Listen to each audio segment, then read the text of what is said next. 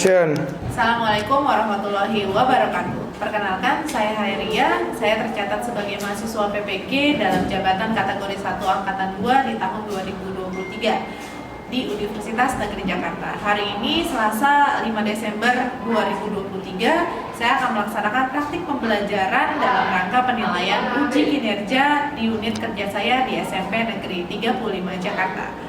Pada kesempatan ini, saya akan menampilkan video pembelajaran kelas 7 dengan materi teks berita.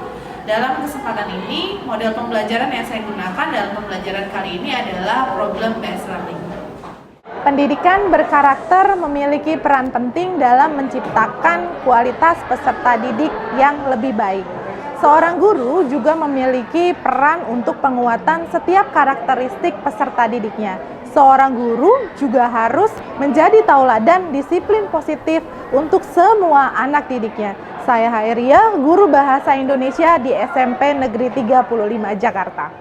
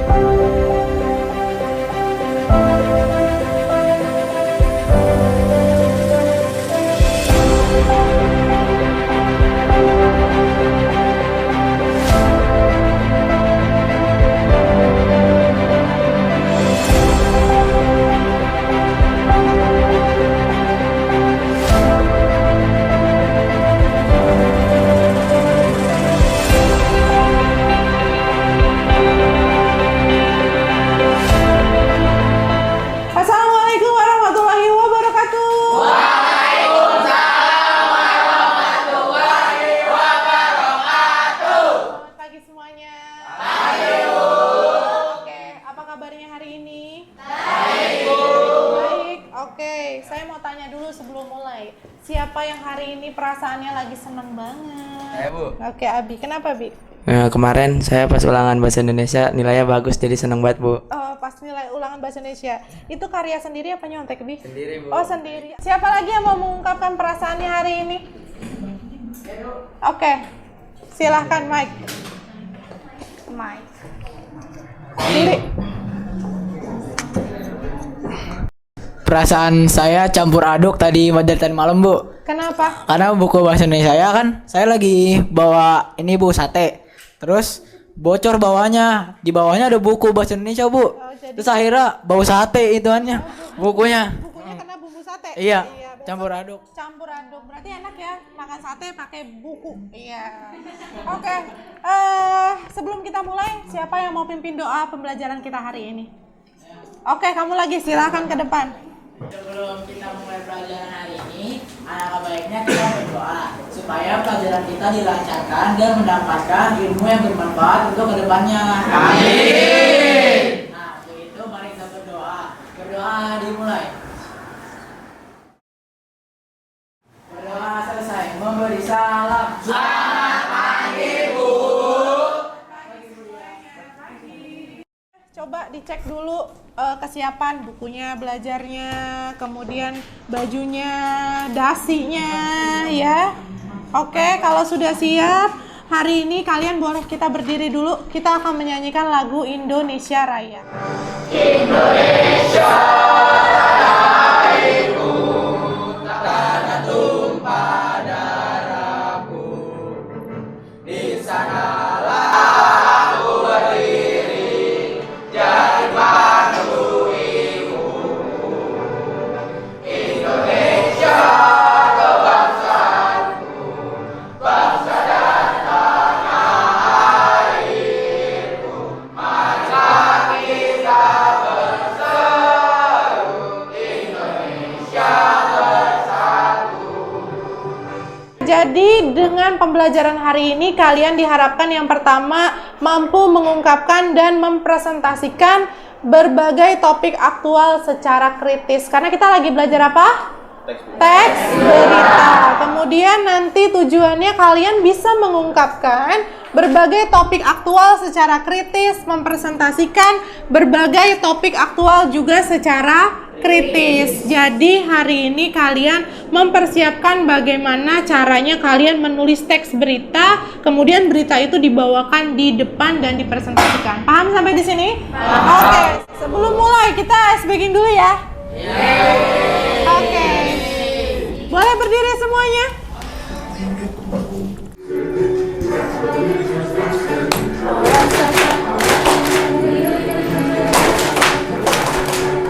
Ayo.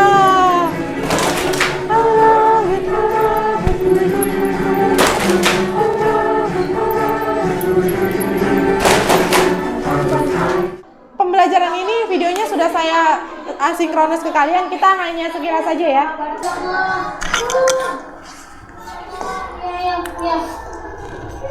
Yang mau ditabrak.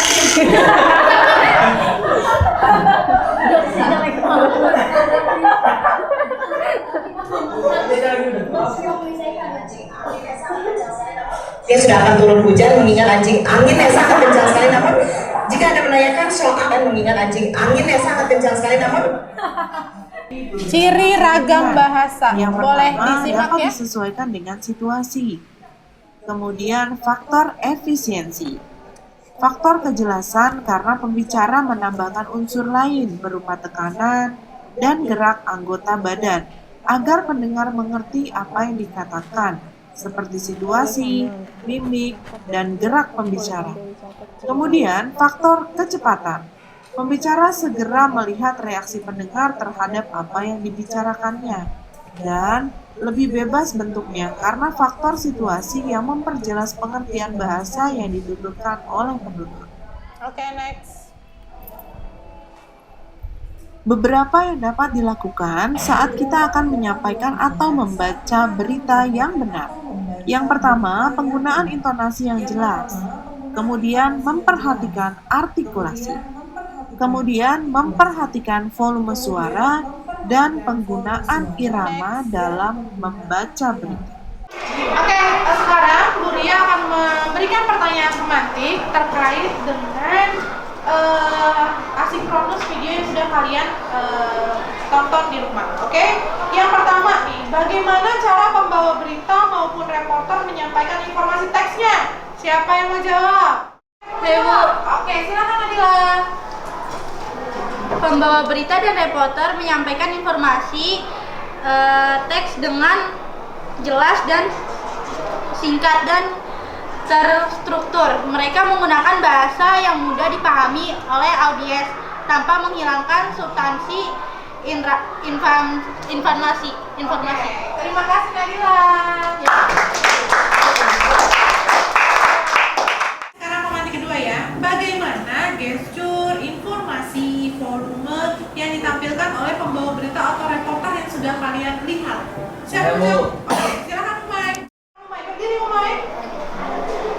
Gestur tubuhnya tegak dengan intonasi yang jelas dan suara yang lantang. Oke, terima kasih tepuk tangan. Pertanyaan pematik ketiga, yaitu apakah pembawa berita dan reporter menyampaikan beritanya secara lengkap? Siapa yang mau jawab? Oke, silakan berdiri. Tidak, karena penyampaian berita kepada masyarakatnya secara jelas dan ringkas. Oke, terima kasih. Lanjut ya, pertanyaan pematik selanjutnya. Apakah pembawa berita dan reporter menggunakan bahasa yang komunikatif? Siapa yang mau jawab? Oke, silakan berdiri. Sudah komunikatif karena saat membawakan berita, intonasinya dan tatapannya seperti mengajak berbicara penonton. Oke, terima kasih. Terakhir ya, apakah pembawa berita dan reporter menyampaikan beritanya secara ekspresif? Siapa yang jawab? Bu. Oke. Silakan berdiri. Ia menyampaikan berita secara ekspresif. Oke, terima kasih.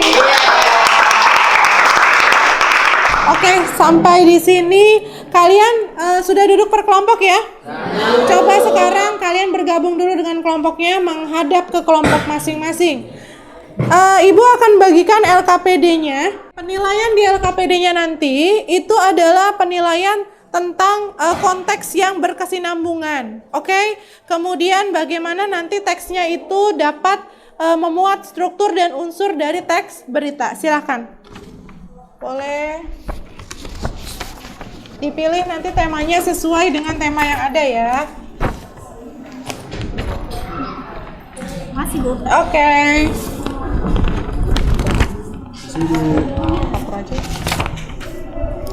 Oke, dipilih dengan sesuai dengan tema yang ada dan kalian tulis.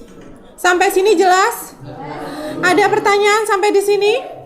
Silakan kalian berdiskusi.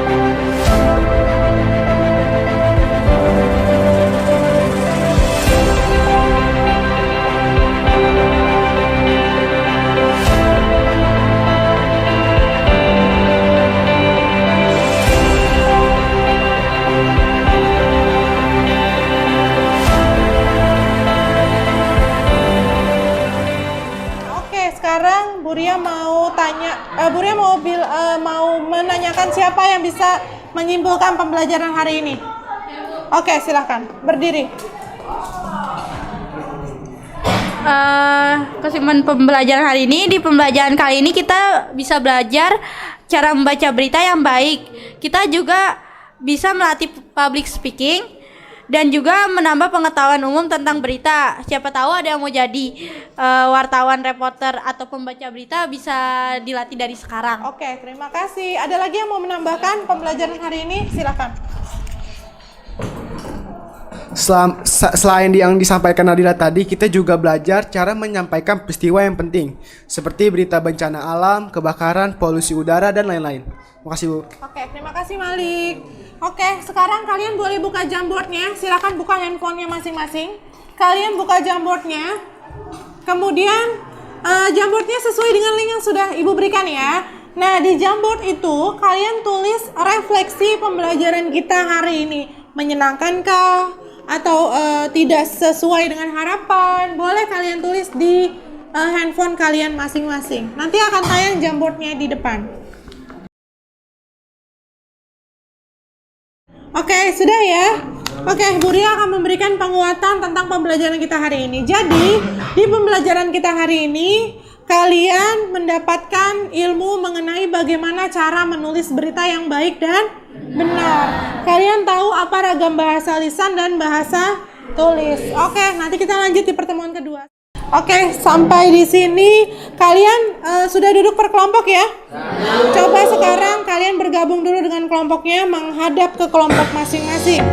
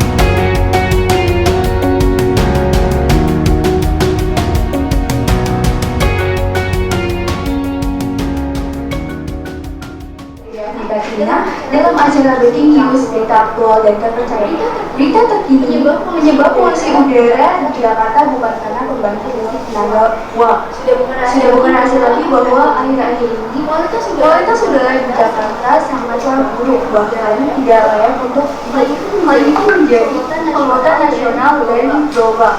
Hal ini pun membuat banyak orang ingin mengetahui penyebab polusi udara tersebut. Beberapa orang menuding pembangkit listrik tenaga uap berbasis batu bara sebagai penyebab buruknya kualitas udara di kota Jakarta dan sekitarnya. Baik, selamat pagi, Permisa. Saat ini saya sedang di sini untuk mewawancarai masyarakat seluruh DKI Jakarta sedang risau diakibatkan dengan polusi udara yang sangat meluap di DKI Jakarta.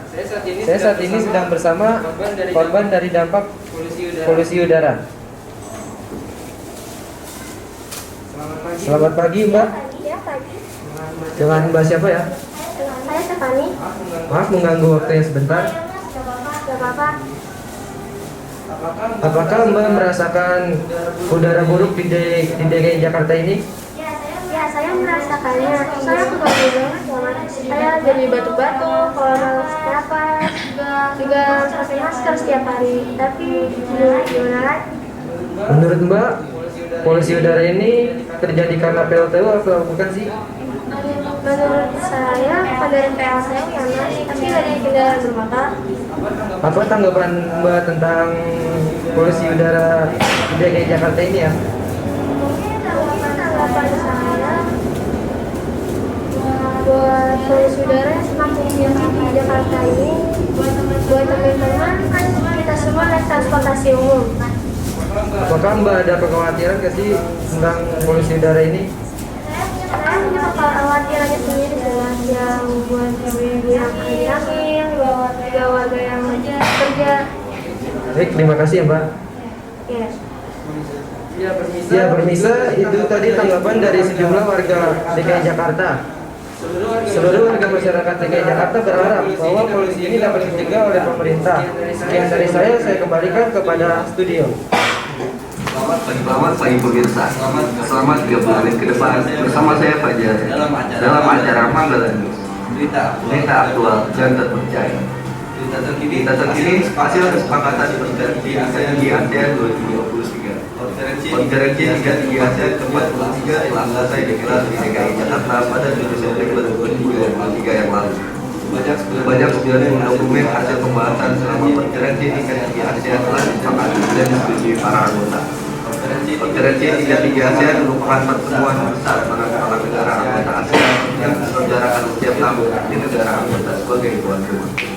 Menteri Luar Negeri Otto Hurriyadi menyatakan bahwa tahun ini ASEAN harus berani mengambil langkah besar untuk perubahan yang lebih baik. Dia juga berharap konferensi 33 ASEAN mengambil banyak keputusan penting yang akan menjadikan ASEAN sebagai sebuah komunitas dan institusi. Hari ini saya berada di gedung konferensi tingkat tinggi Jakarta Pusat. Saya bersama Ibu Octavia Dayati selaku Menteri Luar Negeri Indonesia. Halo Ibu, apa kabar? Baik. Sebenarnya konferensi tingkat tinggi itu apa sih Bu? Jadi konferensi tingkat tiga ASEAN itu merupakan suatu pertemuan kepala negara yang besar di setiap tahunnya. Di negara anggota ASEAN yang sebagai tuan rumahnya. Lalu hasil konferensi tadi gimana? Jadi hasil kesepakatan haji itu sebanyak 9 dokumen haji sampai direvisi oleh para anggota. Kedepannya untuk Ibu ada apa konferensi tingkat tinggi? Harapan saya semoga berjalan lebih baik dan lancar dan sesuai dengan target. Pagi hari ini jangan lupa saksikan terus Mandala News setiap hari jam 7 pagi. Terima kasih dan sampai jumpa. Timnas Jerman menggeser Meksiko lewat kemenangan 3-1 di grup F Piala Dunia U17 2023. Sementara Korea Selatan diperkuat Amerika Serikat. Juara Piala Dunia U17 2023 digelar serentak di dua lokasi berbeda pada Minggu 12 November pada pukul 19.00 WIB. Ada Meksiko versus Jerman dan Korea Selatan versus Amerika Serikat. Akan melakukan pertandingan saat ini di Stadion Bandung. Saat ini tepat sekali belakang saya ada salah satu supporter. Dengan Bapak siapa? Bapak Umay. Oke Bapak Umay. Apa saat Bapak? Saya sangat senang sekali. Bapak dipindah negara mana nih Pak? Jerman mas. Jerman Pak. Apa Bapak yakin Pak? Jerman akan menangkan ini Pak? Saya sangat yakin mas Jerman menang lagi. Mau Bapak berpikir Jerman akan menang? Karena pemainnya jago-jago dan bagus. Menurut Bapak Jerman sudah bermain Jerman sudah bermain bagus dan Jerman sudah bermain bagus dan konsisten. Pemirsa, selama 30 menit ke depan dalam acara berita aktual dan percaya, berita terkini curah hujan ekstrim di Jakarta. Pada awal tahun 2020 terjadi banjir di Jakarta dan sekitarnya karena curah hujan ekstrim lebih dari 150 mm per hari yang terjadi rata di wilayah DKI Jakarta. Curah hujan awal tahun 2020 ini merupakan salah satu kejadian hujan paling ekstrim selama ada pengukuran dan pencatatan curah hujan ekstrim di Jakarta dan sekitarnya. Curah hujan ekstrim tertinggi sudah ada sejak 1866. Baik, terima kasih ya. Di sini saya bisa sampai di lokasi kejadian dan beberapa tadi yang menandakan curah hujan sudah mengakibatkan banjir. Baik, Bapak Adi. Baik, Bapak Adi, menurut Bapak. Baik, Bapak, dampak dari curah hujan di Jakarta ini. Sangat merugikan masyarakat karena barang-barangnya terbawa arus banjir. Baik, sudah berapa tahun Bapak mengalami banjir seperti ini? Kurang lebih 3 tahun. Bagaimana Bapak akan banjir sebagai Jakarta di Jakarta ini? Sangat merugikan dan mengganggu aktivitas. Lalu bagaimana tempat masyarakat mengungsi? Keadaan cukup ramai. Selamat dalam acara berita aktual dan terpercaya. Berita terkini satu anak setiap 10 menit dan 70% masih berjalan. Pada Sabtu dini hari, 7 Oktober lalu, kelompok militan Palestina Hamas melancarkan jenis serangan yang belum pernah terjadi sebelumnya ke Israel. Sekitar 1.400 orang tewas dan lebih dari 200 orang disandera. Menurut pihak pembela Israel, dan keterangan terbaru Israel merawat jumlah korban tewas menjadi 1.200 orang. Sejak saat itu, dan selama lebih dari sebulan, seorang pembela Israel yang terus-menerus dari invasi Hamas baru-baru ini telah melakukan bantuan negeri. Korban yang tadinya adalah 1.200 jiwa menjadi 1.000 jiwa. Namun angka ini masih menjadi sebuah kontroversi akibat Presiden Amerika Serikat yang terus menanyakan korban jiwa kepada pihak Palestina. Untuk dari itu di sini sudah ada korban dampak terjadinya konflik Israel dan Palestina.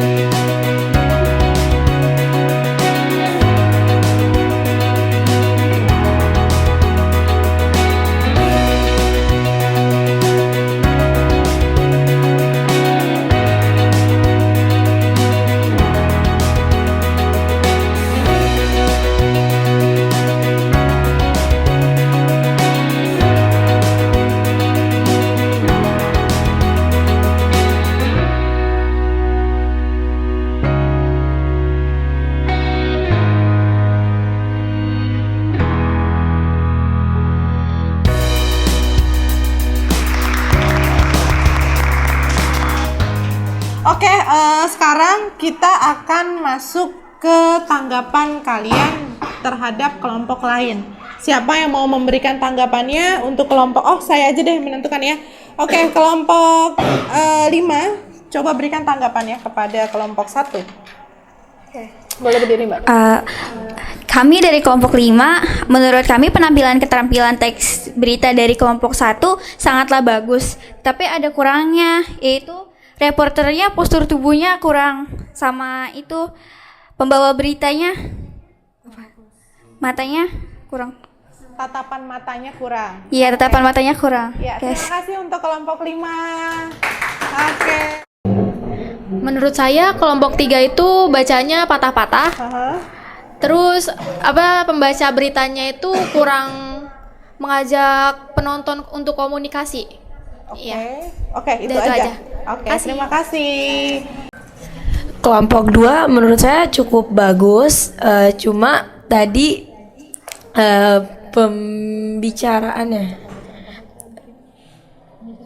pembaca beritanya masih gugup.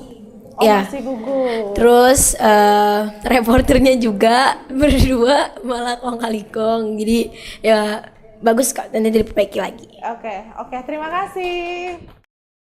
Untuk kelompok 3 pengucapannya sudah jelas tapi volumenya kurang besar ya, tapi udah cukup bagus karena udah menggunakan busana yang sesuai dengan berita yang disampaikan.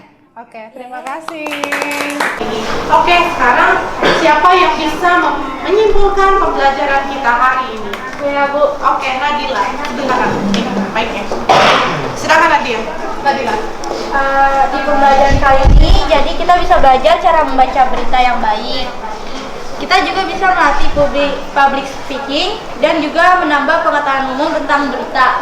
Siapa tahu ada yang mau jadi wartawan, reporter atau pembaca berita bisa melatih gitu. Oke, itu adalah pemahaman bermakna kita ya. Jadi pemahaman bermaknanya suatu saat apabila kalian ingin menjadi atau berprofesi sebagai reporter, pembawa berita, kalian sudah ada pengalamannya. Oke, ada lagi yang mau menambahkan? Oke, silakan. Selain disampaikan Nadila, tadi kita juga belajar cara menyampaikan peristiwa yang penting, seperti berita bencana alam, kebakaran, polusi udara, dan lain-lain. Oke, terima kasih Mali. Oke, sekarang kalian boleh buka Jamboardnya. Silakan buka handphonenya masing-masing. Kalian buka Jamboardnya. Kemudian Jamboardnya sesuai dengan link yang sudah Ibu berikan ya.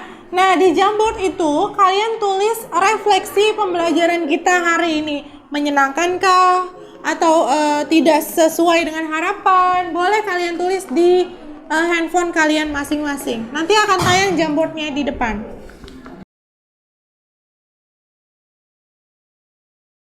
Jadi saya memberikan penguatan. Jadi hari ini kita belajar mengenai bagaimana cara mengungkapkan dan mempresentasikan teks aktual secara lisan, yaitu teks berita. Kalian akan memiliki pengalaman, memiliki bagaimana cara menulis berita yang baik dan benar, bagaimana cara membaca berita dengan tatapan mata ke layar gitu ya. Udah kebayang ya bagaimana pembawa berita di televisi ya? Pasti ada kesalahan, pasti. Karena kesalahan itu diulang-ulang lama-lama jadi bagus. Nah, kemudian pengalaman mengenai reporter. Nah, bayangkan reporter langsung di Gaza. Nah, kebayangkan deg-degannya, bagaimana di sana situasinya. Reporter itu terjun langsung. Beda dengan pembawa atau pembaca berita. Pembaca berita adanya di mana? Di studio. Kalau reporter atau wartawan ada di mana? Di tempat kejadian, di lokasi. Lokasi kejadian. Narasumber siapa sih? Korban atau orang yang terdampak pada kejadian tersebut. Oke, terima kasih untuk pembelajaran hari ini. Kalian bisa buka lagi di link yang sudah saya berikan dan bisa membaca kesan-kesan hari ini di Jamboard yang sudah saya berikan. Sampai sini ada pertanyaan? Tidak paham semuanya? Oke, terima kasih pertemuan hari ini. Mohon maaf apabila saya ada salah kata. Sebelumnya saya kasih semangat dulu ya. satu. Tepuk satu. Ah, salah. Tepuk dua. Nah, lupa. Tepuk tiga. Tepuk pagi. Nah, lupa lagi. Oke, nanti pertemuan berikutnya aja ya. Sampai ketemu lagi di minggu depan. Wassalamualaikum warahmatullahi wabarakatuh.